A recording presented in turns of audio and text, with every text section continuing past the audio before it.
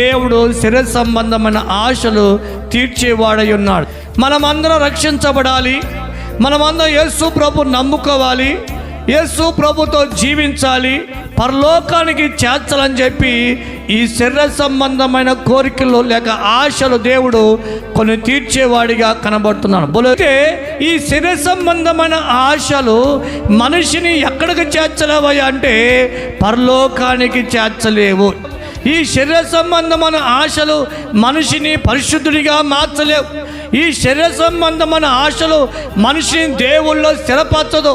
ఈ శరీర సంబంధమైన ఆశలు దేవుళ్ళో ఏకం చేయదు. ఈ శరీర సంబంధమైన ఆశలు దేవుని సంతోషపెట్టవు. ఈ శరీర సంబంధమైన ఆశలు మనిషికి ఉపయోగపడటం అనేది తక్కువే, కానీ కావలసినటువంటి ఆశలు ఏంటయ్యా అంటే ఆత్మ సంబంధమైన ఆశలు ఈ లోకంలో మనకు